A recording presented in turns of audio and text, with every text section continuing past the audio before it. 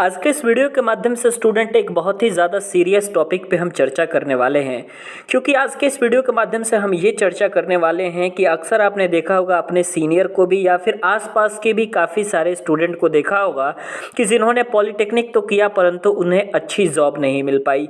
तो क्या स्टूडेंट आप भी ऐसा जानना चाहते हैं कि इसके पीछे का एक्चुअली में रीज़न क्या है? क्योंकि इसके पीछे का रीज़न वही पता कर सकता है जो कंपनी में सेटल है, कंपनी में जॉब करता है और उसको पता है कि उसके अंदर क्या क्या कमियां हैं जिसकी वजह से पॉलिटेक्निक करने के बाद स्टूडेंट को जॉब लेने में बहुत ज़्यादा दिक्कत हो रही है।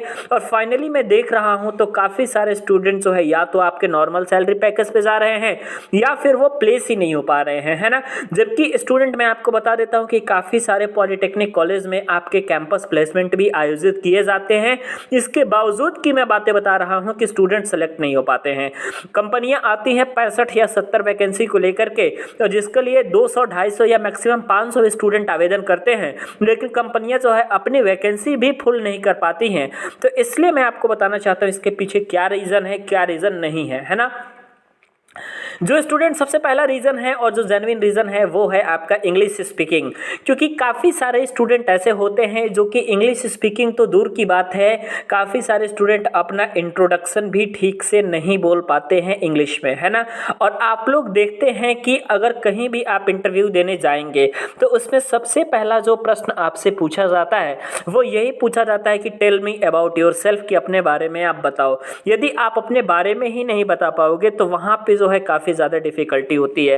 तो स्टूडेंट अगर आप भी अच्छी जगह प्लेस होना चाहते हैं तो एक काम आप अपने दिमाग में याद रखिएगा कि आपको करना क्या है।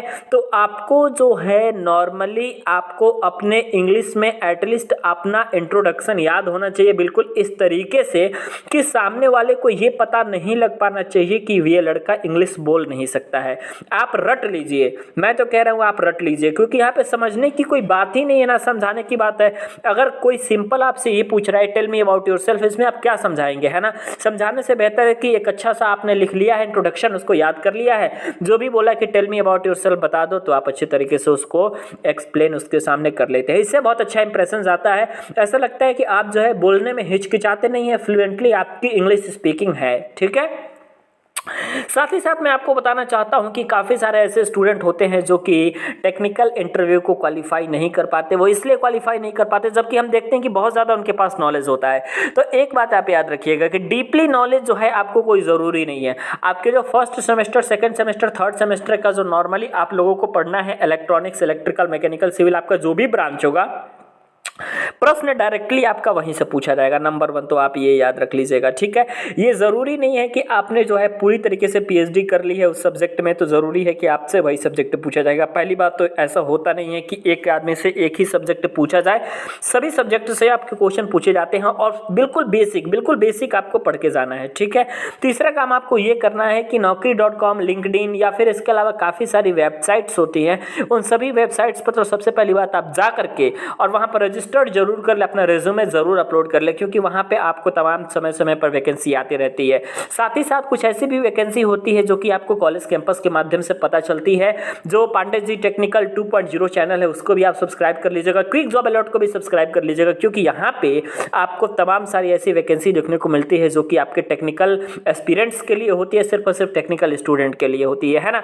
तो ये दूसरा चीज़ तो आपका ये हो गया। तीसरा, आप लोग अक्सर स्टूडेंट देखते होंगे कि अगर आपके कहीं सीनियर प्लेस है तो सबसे पहली बात तो अपने सीनियरों के साथ अच्छे से बिहेव करिए, और अच्छा बिहेव यदि आपका अपने सीनियर के साथ रहेगा तो एक बात आपको याद रख लीजिएगा कि वही लोग आपको काम देंगे। क्या? क्योंकि अगर वो लोग कहीं कंपनी में जॉब कर रहे हैं तो सबसे पहली बात ज़रूरी ये है कि उनसे अगर आप संबंध अच्छे बना करके रखेंगे तो कहीं भी अगर कोई कंपनी में जॉब करता है तो उसके कंपनी कलीग जितने रहते हैं, कहीं भी वैकेंसी आती है तो वो लोग आपस में चर्चा करते हैं या फिर कंपनी के किसी प्राइवेट ग्रुप में आ जाता है, ठीक है।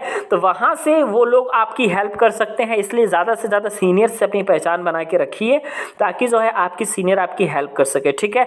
क्योंकि बहुत सारे ऐसे स्टूडेंट हैं जो कि सीनियर की ही मदद से वो अच्छी जगह पहुँच जाते जाते हैं, अच्छे जॉब में पहुंच जाते हैं। ठीक है, साथ ही साथ आप लोग याद रखिएगा कि कोशिश करिएगा कि जहां आपका कैंपस प्लेसमेंट हो रहा है कॉलेज में, उसी कैंपस प्लेसमेंट के थ्रू सेलेक्ट होकर के जाएं, क्योंकि यदि आप कैंपस प्लेसमेंट के थ्रू सेलेक्ट होकर के आते हैं तो थोड़ा सा ज़बरदस्त आपका बात रहता है, सैलरी पैकेज भी अच्छी रहती है, इंक्रीमेंट भी होता है, साथ ही साथ आप ऑन रोल भी रहते हैं। तो उम्मीद है ये वीडियो ज़रूर पसंद आया होगा। इसमें जितनी सारी बातें बताई हैं याद जरूर रखिए।